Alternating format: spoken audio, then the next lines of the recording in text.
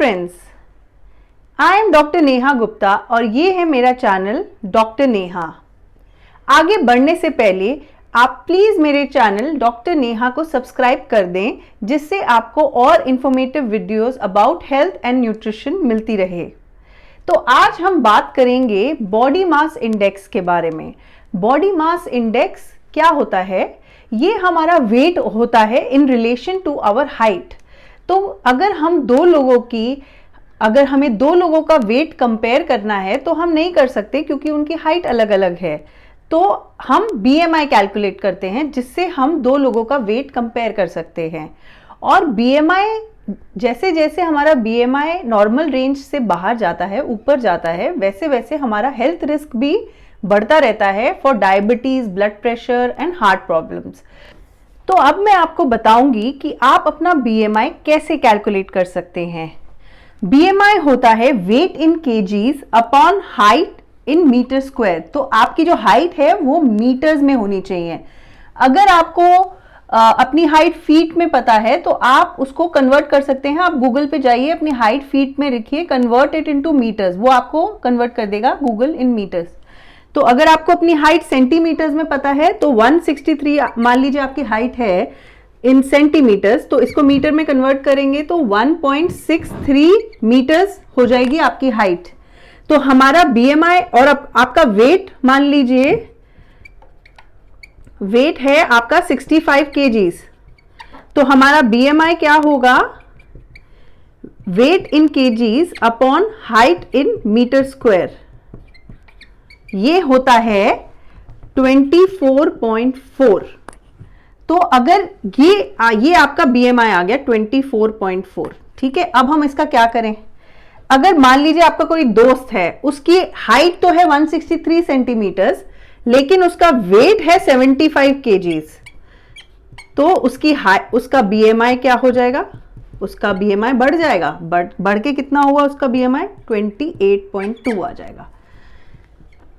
तो ये आपका कंपैरिजन हो गया आपके और आपकी दोस्त की। दोनों की हाइट सेम है बट वेट अलग अलग है। तो जिसका वेट ज्यादा है उसका BMI भी ज्यादा निकलेगा। तो हम ये कंपेयर कर सकते हैं। तो अब मैं आपको ये बताऊंगी कि आप कैसे जान सकते हैं कि आपका BMI नॉर्मल रेंज में है, अंडरवेट रेंज में है या ओवरवेट रेंज में है।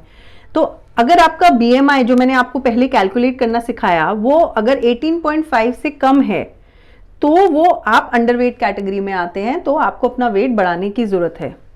अगर आपका BMI 18.5 से लेके 22.9 तक आपका BMI आ रहा है तो आप नॉर्मल वेट कैटेगरी में हैं और आप हेल्दी हैं, हेल्दी रेंज में आते हैं। अगर आपका BMI 23 से 24.9 की रेंज में आता है तो आप ओवर वेट कैटेगरी में आते हैं और आपको अपना वेट कम करने की जरूरत है। और अगर आपका वेट 25 से ज्यादा है तो आप ओबीस, अगर आपका BMI 25 से ज्यादा है तो आप ओबीस कैटेगरी में आते हैं। तो ये कैटेगरीज हैं, इनमें आप कर सकते हैं, आप जान सकते हैं इन कैटेगरीज से कि आप कौन सी रेंज में आते हैं और आप अपना हेल्थ रिस्क कम करने को कर सकते हैं। तो जैसे मैंने आपको बताया कि दो दोस्त जिनका वेट, एक का 65 एक का 75, तो कितना वेट होना चाहिए to come in normal weight category? तो जो पहला था उसका वेट था 65 kgs, उसका BMI था 24.4, तो वो आता है ओवरवेट कैटेगरी में। जो दूसरा था उसका वेट था 75 और BMI था 28.2, तो वो आता है ओबीस कैटेगरी में। तो हमें नॉर्मल में जाने के लिए कितना वेट चाहिए? हमें हमारा वेट अराउंड 60 kgs चाहिए।